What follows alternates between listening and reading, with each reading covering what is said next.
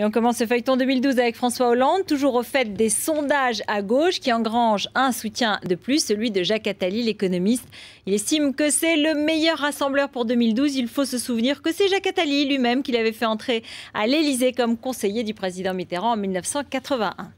Et puis le buzz sur la toile hier, c'est Valérie Trierweiler qui n'a pas apprécié les questions de Marc-Olivier Fogiel à son compagnon François Hollande. Elle l'a commenté en direct sur un réseau social. Journaliste politique, c'est un métier. Je ne parle pas de ma vie privée, a-t-elle ajouté, citant Marc-Olivier Fogiel qui refuse, lui, d'évoquer sa vie privée. Alors merci de respecter celle des autres. On a souvent reproché à Bruno Le Maire d'être trop techno. Aujourd'hui, il a pu montrer qu'en bon père de famille savait parler aux enfants des meilleurs plats à la cantine, avec plus ou moins de succès. Regardez. Je viens du pain aussi.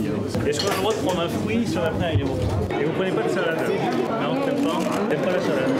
Pas de yaourt non plus. T'aimes pas le bio? Et le yaourt, t'aimes pas non plus? Et t'as pas pris de dessert non plus? Tu veux pas de dessert? Tu veux pas une pomme?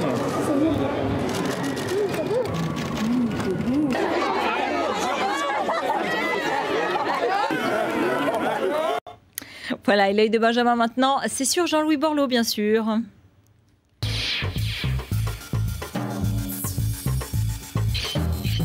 C'est avant tout une décision responsable. Lucide, clairvoyant, Responsable et courageuse. Sur le retrait de Jean-Louis Borloo, on aura tout entendu, même les jeux de mots les plus faciles de Maurice Leroy. il n'a pas donné dans l'égocentrisme. Parce qu'on ne change pas un avant-centre par un arrière-centre. À gauche, c'est une autre explication. On y voit évidemment la main de l'Élysée. Nicolas Sarkozy a beaucoup fait pression pour qu'il n'y aille pas. Peut-être qu'il y a eu aussi des pressions politiques venues de l'Élysée. Et ce, même si l'UMP s'en défend sans trop convaincre. Il y a eu des pressions. Mais d'aucune nature, jamais. D'abord, il l'a jamais dit. Les pressions, oui, il y en a. Il l'a jamais dit. Les pressions, oui, il y en a. Mais il faut dire que Jean-Louis Borloo, à force de se faire désirer, avait réussi à persuader ses plus proches. Si c'était pas sérieux, s'il n'avait pas l'intention d'aller au bout, ils se donneraient pas tous mal. De quoi nous laisser complètement Scotché.